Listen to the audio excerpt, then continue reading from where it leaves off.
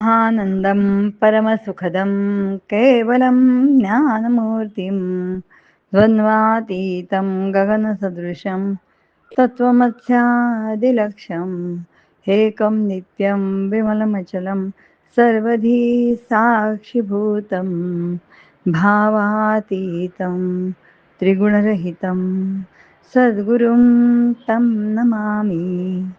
गुरुर्ब्रह्मा गुरुर्विष्णू गुरुर्देवो महेश्वरा गुरुर्साक्षात् परब्रह्म तस्मै श्री गुरवे नमः। मला वाटते अंतरी त्वावसावे तुझ्या दासबोधासी त्वा बोधवावे अपत्यापरी पाजवी प्रेमग्रासा महाराजया सद्गुरु रामदासा। जय जय रघुवीर समर्थ सद्गुरुनाथ महाराज की जय।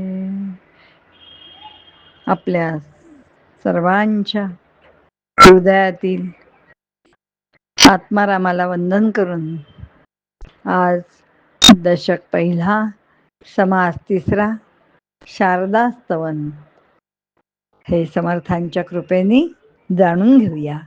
शारदेचं स्वरूप काय आहे आणि तिचं कार्य काय, महत्व काय, हे सगळं आज दशक एक समास 3 मधून जाणून घेऊया। शारदेचं रूप कसं आहे हे आपण समजून घेणार आहोत। पहिल्याच अगदी ओवीमध्ये समर्थ म्हणतायत, आपण साधारण जर का रचना बघितली तर 1 ते 12 ओव्या या आपल्याला शारदा स्वरूपाचं वर्णन करणाऱ्या दिसतात। पहिल्या 12 ओव्या ज्या आहेत ती शारदा कशी आहे याचं वर्णन आहे। पुढच्या ज्या 13 ते 25 ओव्या आहेत ते तिच्या कार्याचं, तिच्या लीलेचं, शारदेच्या वर्णन करणारे आहेत। आणि शेवटची ओवी जर का बघितली म्हणजे 13 ते 25 ओव्या जर का बघितली आणि 26 ओव्या 30 नाही हा सॉरी 30 ओव्या गणेशामध्ये होत्या। 26वी ओवी जर का बघितली, म्हणोनी थोराहुनी थोर जे ईश्वराचा ईश्वर तयेती माझा नमस्कार तदांशेची आता। तुझाच अंश माझ्यामध्ये आहे, तूच ही विश्वाची जाणीव प्रगट करणारी आहेस। म्हणजे मूळ स्वरूप आणि त्याची शक्ती या 2 रूपात गणेश आणि शारदा ह्याचा एका वेळेला अर्थ पाहिला की जास्त उलगडतो तो। तर शारदा ही प्रकटीकरणाची शक्ती आहे, प्रकट होणं। बघा, मला एखाद्या गोष्टीचं ज्ञान झालं, अगदी सोपं उदाहरण घेऊ, ते विश्व माया ईश्वरापासून म्हणजे मुळात मूळ परब्रह्म, त्याला संकल्प झाला एकोहम बहुश्याम अनेक व्हावं, मग ती मूळ माया, हे एकोहम स्फुरण आहे ना, हीच परब्रह्माची मूळ माया आहे। त्याच्यापासून मग लगेच पंचमहाभूत त्रिगुण हे तयार झाले। पंचमहाभूत आणि त्रिगुण मिळून अष्टधा प्रकृती आपण म्हणतो ती तयार झाली आणि त्याच्यापासून सगळं विश्व निर्माण झालं। आपण म्हणतो 4 खाणी 4 वाणी 84 लक्ष जीव योनी, हे रूप आहे शारदेचं। हे सगळं निर्माण केलं, किती अफाट आहे हो। आपल्याला एखादी साधी गोष्ट निर्माण नाही करता येत, करायची म्हटली तर अडचण येतात, तरी इतकं विश्व हा तिचा खेळ आहे, लक्षात घ्या। ही तिची लीला आहे, ही तिची कला आहे। मग ही चितकला जी तिची आहे, निर्माण करणं, सांभाळणं आणि नष्ट करणं हा तिचा हातचा मळ आहे, सहज करू शकते। आणि म्हणून ही शारदा, ही सरस्वती कशी आहे, मूळ माया, परब्रह्माची मूळ माया आहे। मग 4 वाणी मागच्या आपण थोड्या पाहिल्या होत्या, पण आपण एक एक एक एक टप्प्याने जाऊया। पहिलीच जी ओवी आहे त्याच्यामधली, आता वंदीन वेदमाता श्री शारदा ब्रह्मसुता शब्दमूळ वाग्देवता महम्माया। ह्या एका शब्दात जणू काही शब्दाचं वस्त्र लेवून की आलेली आहे, निर्माण झालेली आहे। आणि ही 3 रूपात आपल्याला दिसते. पहिल्याच ठिकाणी त्याचं वर्णन समर्थांनी केलंय, त्याचं वंदन मी करतो. कसं करतो? परब्रह्माची ती कन्या आहे. परब्रह्माची ती काय आहे? ब्रह्मसुता असं म्हटलंय, वेद माता असं म्हटलंय. आणि नंतर म्हटलंय शब्द मूळ वाग्वेद वाग देवता. आता कशी काय बरं परब्रह्माची कन्या कशी? कारण एकोहम बहुश्याम हा जो संकल्प निर्माण झाला, त्या संकल्पाच्या स्पंदनातून, त्या स्पंदनांमधून ती निर्माण झाली. त्या संकल्पनेला स्पंदनांचं रूप आलं आणि त्याच्यातून ती निर्माण झाली. म्हणजे ती निर्माण झाली म्हणून तिला कन्या असं म्हटलंय. ब्रह्मसुता, परब्रह्माची सुता. सुत म्हणजे मुलगी. तर ती परब्रह्मसुता असं वर्णन केलंय. एका ठिकाणी म्हटलंय की वेदमाता. वेद अक्षर वर्ण निर्माण करणं, शब्द रूपाने अर्थ देणारी, म्हणून ती वेदांची माता आहे. कारण वेद सगळे अक्षर रूप आहेत, वर्ण रूप आहेत, त्याच्यात रुचा आहेत. मग हे निर्माण करण्याचं काम तिचं. म्हणून खरं म्हणजे जिथे शब्द पोहोचू शकत नाही अशा परब्रह्मापर्यंत जाण्याचं कार्य तिचं आहे. पण ते साधनेने योगींना, ज्ञानी लोकांना ते साध्य होतं. पण ती शब्दरूपात आली आणि शब्दरूपात आल्यामुळे ती वेदांची माता ठरली, म्हणून तिला माताचं म्हणतात. हा एक अर्थ झाला. दुसरा पण एक अर्थ आता मी तुम्हाला जाता जाता म्हटलं तसं की जिथपर्यंत शब्द आहेत त्याच्या पलीकडे ती शब्दातीत अवस्था आपण म्हणतो. निर्गुण निराकार परब्रह्म कसं आहे? निशब्द आहे असं आपण म्हणतो. शब्दांच्याही पलीकडे.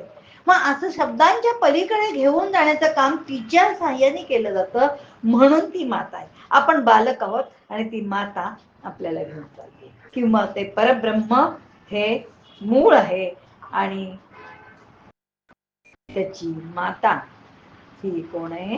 वेद माता तिला म्हटलंय. विश्वव्यापी जाणीव जी आहे ना, ही सच्चिदानंद स्वरूपाची, ती म्हणजे ही शारदा आहे. म्हणजे एका अंगाने विश्वव्यापी शक्ती आणि एका अंगाने विश्वव्यापी जाणीव. जसं एका नाण्याच्या दोन्ही बाजू म्हटलं. कारण कसं आहे, स्फुरण झालं. हा मगाशी मी उदाहरण देत होते, बोलता बोलता विचारले. आपल्या मनाला आज रवा बेसन लाडू करायचे, रवा नारळ लाडू करायचे. काय काय करावं लागतं? नवीनच मुलगी आहे, माहिती नाहीये कसं करायचं ते. ती बघते, पुस्तक बघते, सासू असेल तर सासूला विचारते, आई असेल तर आईला विचारते आणि ते पुस्तकात बघते. आता स्फुरण झालं बघा, स्फुरण झालं की काय करूया? लाडू करूया. पण पुढे ते करण्यासाठी क्रिया हवी. उठायला हवं, रवा भाजायला हवा, नारळ खवायला हवा, साखरेचा पाक करायला हवा, हवं ना? हे सगळं केल्यानंतर लाडूंची निर्मिती होणार आहे. म्हणजे क्रिया, ती जी शक्ती आहे ती 3 रूपात आपल्याला दिसते प्रकट झालेली. म्हणजे इच्छाशक्ती, क्रियाशक्ती, द्रव्यशक्ती, ज्ञानशक्ती अशा वेगवेगळ्या रूपात ती शारदा कार्य करते. म्हणून जाता जाता असं म्हटलं की शारदा म्हणजे काय बरं? तिचं कुठलं रूप आहे शारदा म्हणजे? शा म्हणजे शालीनता, कारण ती परब्रह्मापासूनच निर्माण झाली. ती भार्य आहे, ती सदैव ऐक्यच असते पावलेली. ती परब्रह्मापासून कधीही वेगळी होत नाही. आपल्याला असं वाटतं की तिच्यापासून हे सगळं निर्माण झालं. ती क्रिया करते पण ती अलिप्त असते. पुन्हा ती परब्रह्माशी लीन होऊन राहते आणि म्हणून ती परब्रह्माची भार्या, अर्धांगी असंही म्हटलेलं आहे एका ठिकाणी. ही 3 रूप आपल्याला शारदेची समर्थ उलगडून दाखवतात. की एरवी आपण सरस्वती म्हणजे जी आपण शाळेत काढतो 1 2 3 एक एक काढून 5 वेळा ते जोडायचे एकमेकांना आणि सरस्वती पूजन दसऱ्याला पण करतो, तेवढी आपल्याला माहिती असते. किंवा विणाधारिणी, विणा झंकारणारी अशी शारदा आपल्या डोळ्यासमोर असते. पण हे वेगळं रूप समर्थ आपल्याला उलगडून दाखवतात की ती एका अंगाने माता आहे, एका अंगाने कन्या आहे, एका अंगाने भार्य आहे. आपल्या घरात सुद्धा असंच दिसतं. मुलगा आई म्हणून हाक मारतो, पती पत्नी म्हणून हाक मारतो आणि ती संबंध विश्वाचं, कुटुंबाचं चालन पालन पोषण सगळं करतो. ती आपल्या मुलीला जन्म देते, त्यामुळे ती आई ठरते. ती कुणाची तरी मुलगी असते, त्यामुळे ती कन्याही ठरते.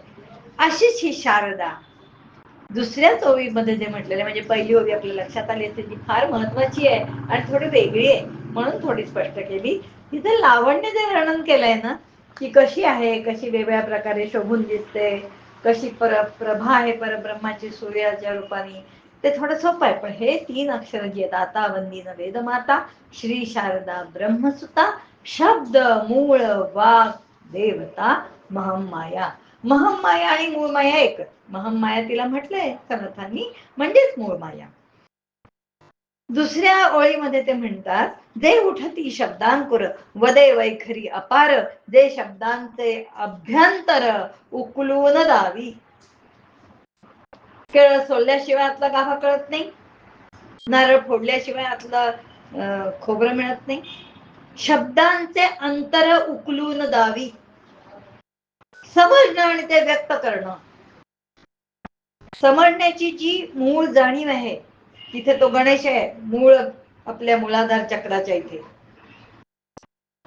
आणि ते प्रकट करण्याची, कारण मला खूप कळलं हो, पण मी जोपर्यंत बोलत नाही, मी जोपर्यंत सांगत नाही, तोपर्यंत कळत नाही. जसं मगाशी म्हटलं, लाडू केल्याशिवाय ते निर्माण नाही होणार.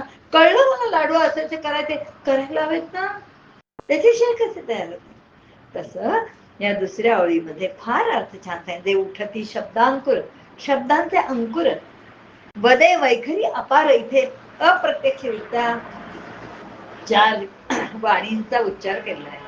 परा, पश्यंती, मध्यम आणि वैखरी.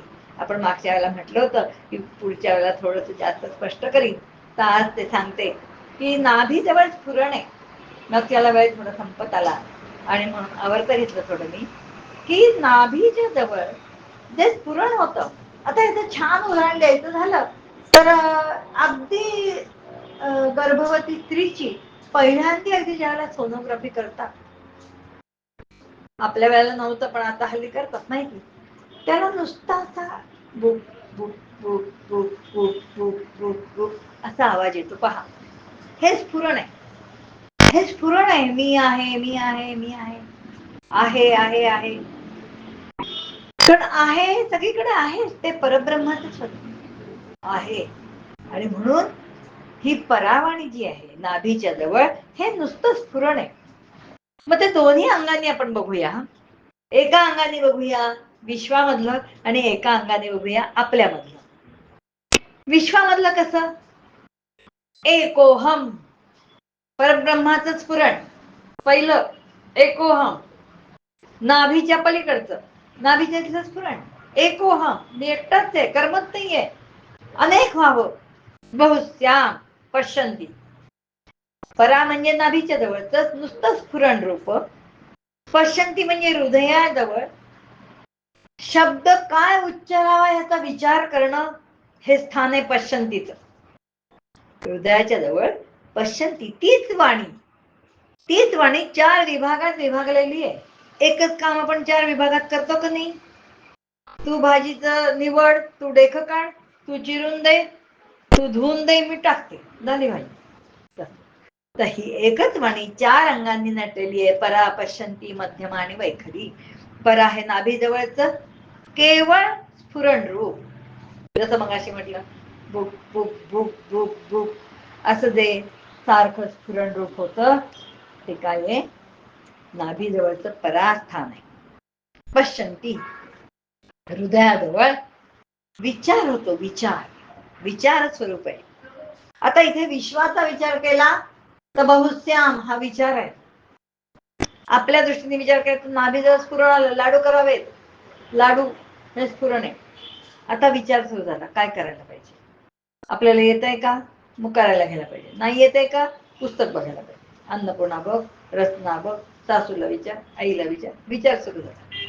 मध्यमा, कंठ, कंठ आहे त्याचं स्थान. इथे विचारांची कंपन, उच्चार कसा करायचा म्हणजे कसं कसं हे इथे ठरतं. आणि त्यामुळे विश्वाचा विचार केला तर एकोहम बहुश्याम, बहु कसं व्हावं. आता तत्काळ त्या संकल्पाबरोबर लगेच पंचमहाभूत निर्माण झाली आणि त्या पंचमहाभूतातून आधी त्रिगुण तयार झाले, सत्व रजतम. मूळ माया ही शुद्ध सत्वमय आहे आणि त्याच्यातून सत्व रज आणि तम निर्माण झाले. या तमोगुणातून पंचमहाभूत तयार झाली, पृथ्वी आप तेज वायू आकाश. आणि ह्या पंचमहाभूत आणि त्रिगुण ह्याच्यातून इतका मोठा विश्वाचा पसारा निर्माण झाला. किती मोठं विश्व निर्माण झालं. संबंध पूर्ण परब्रह्माचा विचार केला तर त्याच्या एका अंशावर, म्हणजे आपण जर का असा पूर्ण गोल काढला, कंपासनी शाळेत काढतो तसा, असा पूर्ण गोल जर का आपण काढला तर त्या गोलातला एकच अंश जर का घेतला तर त्याच्यावरती हे विश्व नटलेलं आहे. विचार करा. आणि त्या विश्वातलं आपण जे पाहतो ते काही छोटस जग, अशी अनंत ब्रह्मांड आहेत. एक ब्रह्मांडाने अनंत ब्रह्मांड तिने निर्माण केली त्या एका अंशावरती, आणि बाकी 359 अंश सगळे रिकामे आहेत. ह्या एका अंशावरती ते जे स्फुरण आहे त्याच्यापासून कसं निर्माण करायचं त्याचा विचार सुरू झाला.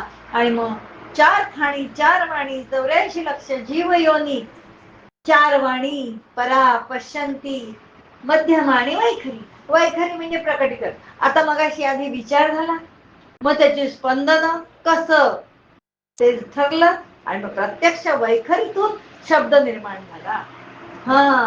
आता साखर घ्यावी, पाक करायला हवा, किती पाणी घ्यायला हवं, बुडेल इतकं पाणी घ्यायला हवं, सगळं भाजून आधी तयार ठेवलेलं आहे, आता ते टाकायला हवं. वैखरी.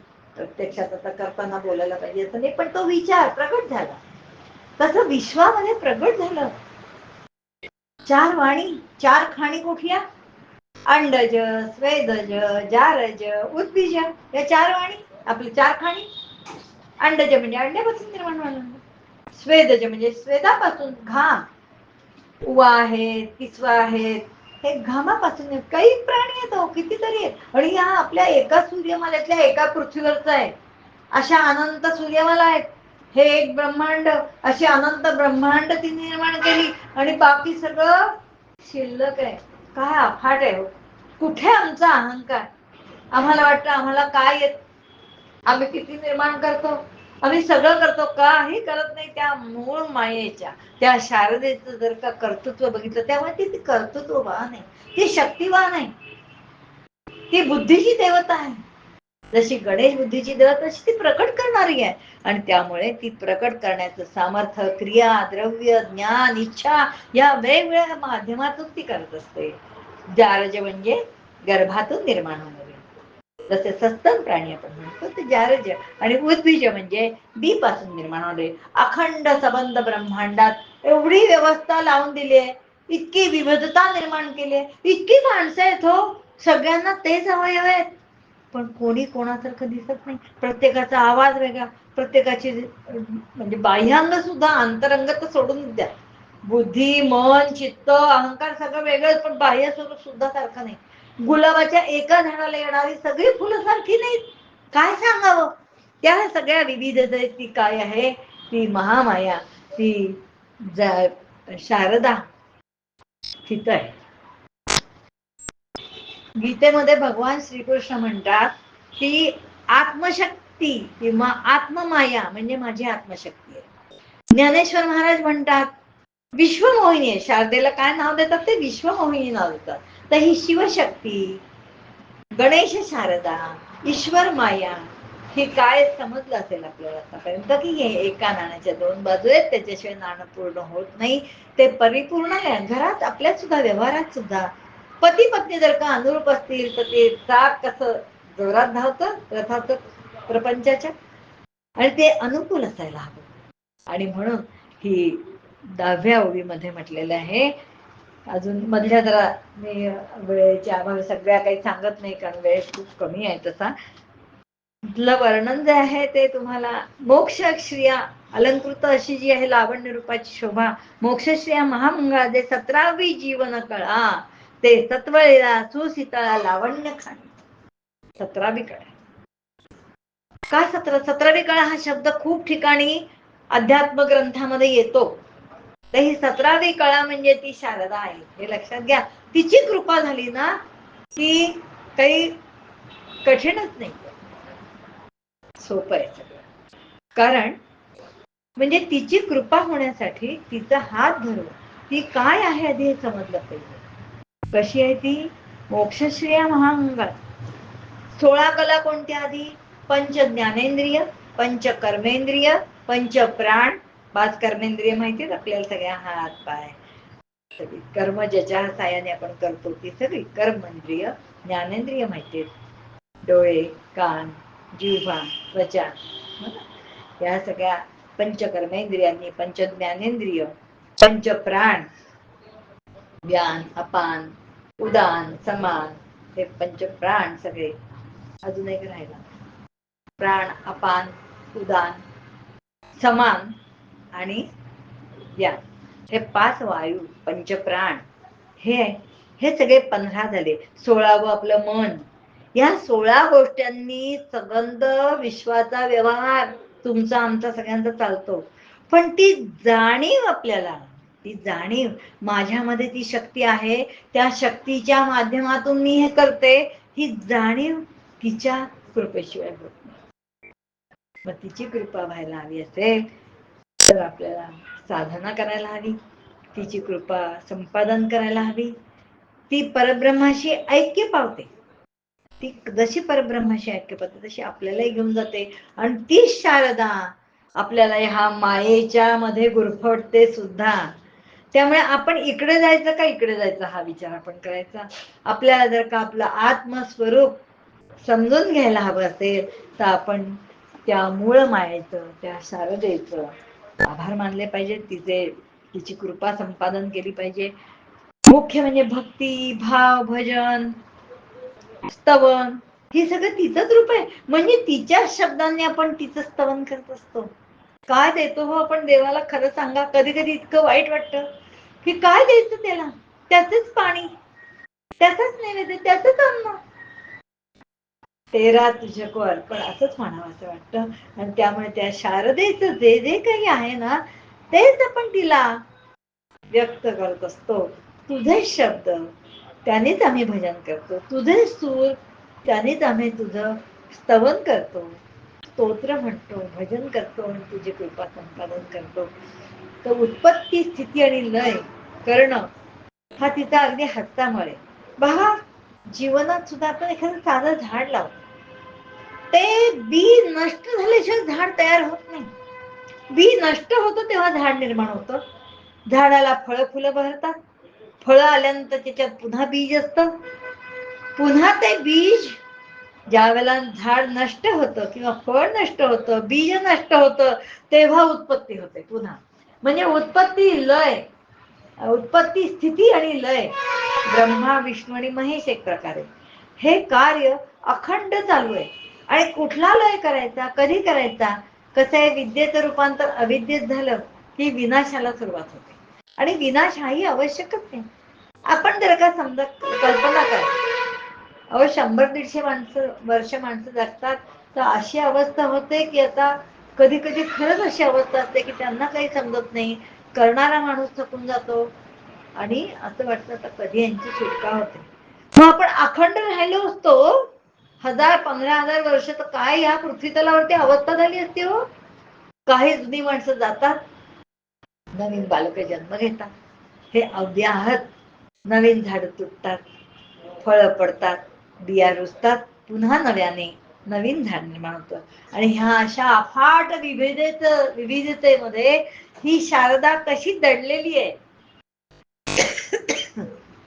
याचं वर्णन समर्थांनी फार छान केलं. ज्ञानियांच्या ज्ञानामध्ये, वैराग्यामध्ये, विवेकामध्ये ती राहते, योग्यांच्या योग साधनेमध्ये ती असते, प्रापंचिकांच्या प्रपंचामध्ये ती असते, तीच तारून नेते आणि तीच विनाशाकडे नेते. त्यामुळे आपण जसं एकच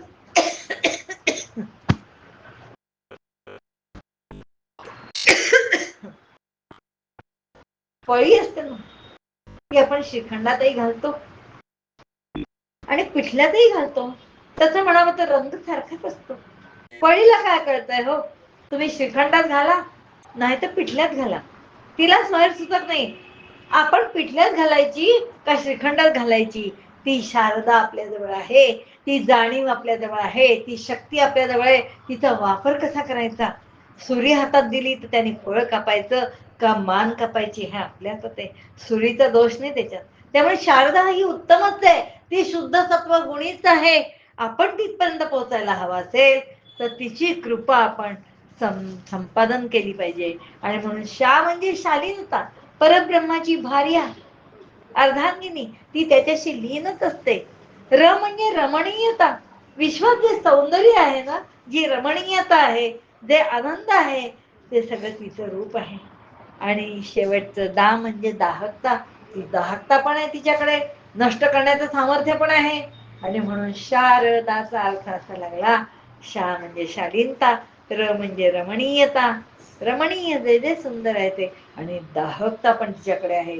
अशी ही सुंदर निर्माण करणारी, सृष्टी चालवणारी आणि सृष्टी नष्ट करणारी अशी जी शारदा आहे, तिची आपल्याला कृपा संपादन व्हावी म्हणून समर्थ शेवटच्या 26व्या ओळीमध्ये नमस्कार करतायत. म्हणून थोराहुनी थोर, जे ईश्वराचा ईश्वर, तयेसी माझा नमस्कार, तदांशेची आता, तुझाच अंश माझ्यामध्ये आहे आणि त्या अंशाने मी तुझंच तुला अर्पण करतो आणि वंदन करतो, नमस्कार करतो. आणि हा जो माझा शब्दाशिवाय जो अर्थ लागण्याची जी कला आहे, ती तू मला प्राप्त करून दे. शब्दातीत मला होता आलं पाहिजे, निस्तंग होता आलं पाहिजे, निर्गुण होता आलं पाहिजे. आणि असं ते तत्व परेच्याही पलीकडे, नादीच्याही पलीकडे आहे, ते मला प्राप्त हो साधनेनी, अशी प्रार्थना करून मी माझ्या वाणीला विराम देते. जसा अर्थ लागला तसा आपल्याला सांगितला. जय जय रघुवीर समर्थ श्रीराम. खूप छान सांगितलं, खूप उत्साहाने आणि ह्याच्याने सांगितलं ताईंनी. मी मागच्या वेळेला मला असं वाटलं व्हिडिओ चालू करा, म्हणजे कसं तो एक आनंद जो असतो ना सांगण्यातला, तोही प्राप्त होतो असं मला वाटतं. म्हणजे कोणतरी मागच्या वेळेला म्हणाला की व्हिडिओ चालू ठेवा, म्हणून मी तुम्हाला विचारलं, नाही तर काही गरज आहे असं नव्हे. श्रीराम समर्थ. जय जय रघुवीर. छान, चांगलं आहे, मस्त वाटलं आम्हालाही. व्हिडिओ छान चांगला चालू होता. तर तसंही चालत असतं, तसंही चांगलं वाटतं, असं काही दिवस तुम्ही इतक्या छान पद्धतीने सांगतात